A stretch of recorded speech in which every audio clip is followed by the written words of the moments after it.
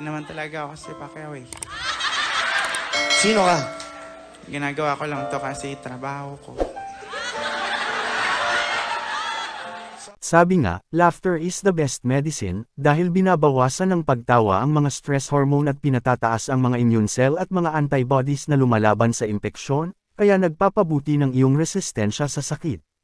Kaya naman samahan niyo ako at makitawa at alisin natin ang inyong mga kalungkutan dito lang sa Bambi Hero TV. Maako lang ang gugma mo inday, tanan buhaton ko, isaad ko dili ka magmahayday. Si Reynold Garcia, na kilala sa kanyang stage name na Pooh, ay isang Pilipinong artista, komedyante, impersonator, mang-aawit at host. Kilala siya sa kasalukuyang pagbibida sa comedy gag show na Banana Split. Kilala rin siya sa pagpapanggap bilang boksingero at politiko na si Manny Pacquiao. Unang nakilala sa mga comedy bars, pero mas lalong sumikat noong sumali sa Wawawin at kinabog ng gusto ang mga manunood noong kanyang kinuwento ang tungkol sa kanila ng kanyang boyfriend. Tara ating panuurin at makitawa. Hindi naman talaga ako si Pacquiao eh. Sino ka? Ginagawa ko lang to kasi trabaho ko. So, ano ibig mo sabihin sa amin? Kasi okay ka naman, nagpapasaya ka naman, di ba?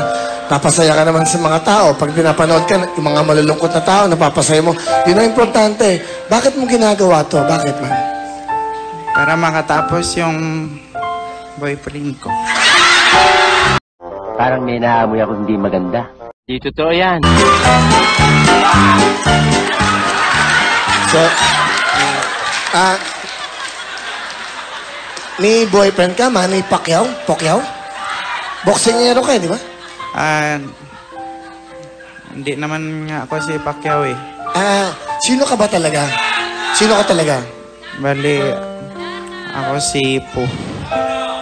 Pooh. Nagmahal kasi ako. Gusto mo ba sabihin, ano gusto mo sabihin sa lalaki minahal mo? Kausapin mo siya sa camera. Lumapit ka sa camera. Alam mo,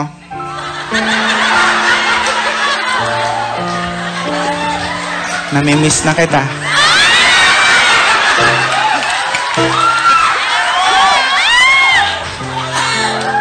Naalala ko yung ginagawa.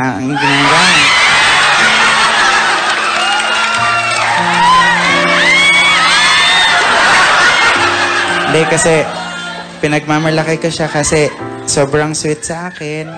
Di totoo yan. Katunayan nga, sobrang sweet. Bago kami matulog, nilalagyan niya ako ng plastic bag sa ulo.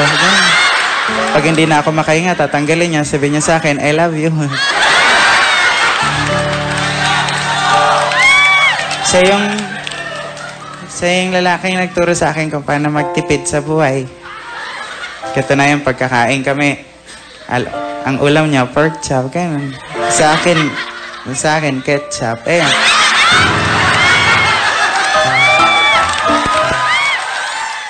Isunod naman natin mga langga, ang araw na kung saan halos mamatay si Sharon Cuneta sa kakatawa at ang ibang mga manunood.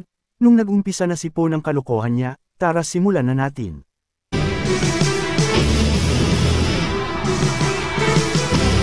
Nagulat kayo, no?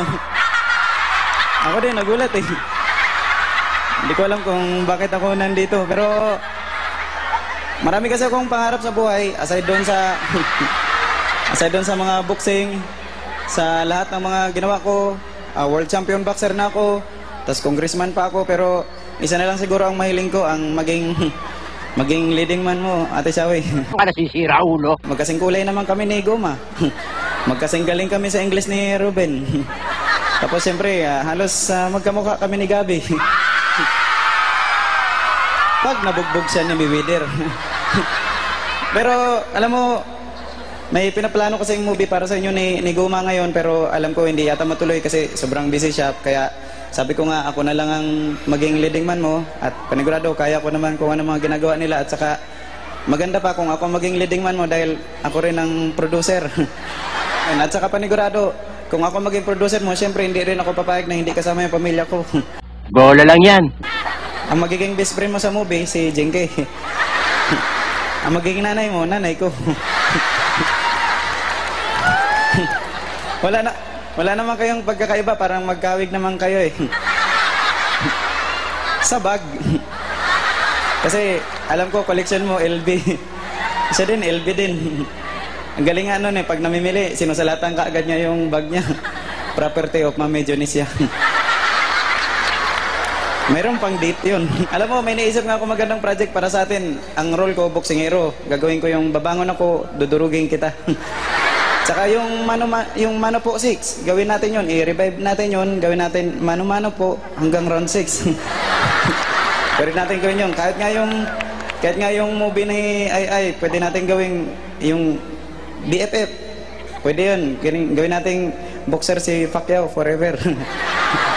Pero okay, yung may only love triangle. Pero ayoko nung love triangle kasi ayaw na ni Jinky noon kasi ayaw niya kasi may iba akong binibigyan ng bracelet. Tanga talaga. baka magkasama kami ng loob. Minsan niya kasi nagtatanong yan si Jinky sa akin, sabi niya, Manny, ba't ang dami-dami mong endorsement? Nagsisilos yata. Sabi ko, ba't hindi ka magboxing?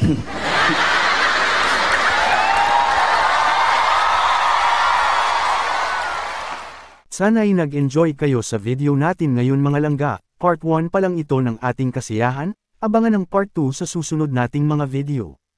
Sana'y huwag kalimutang mag-likes and subscribe at paki-share mo na rin ako sa inyong mga tsismosang kapitbahay. Maraming salamat po. God bless.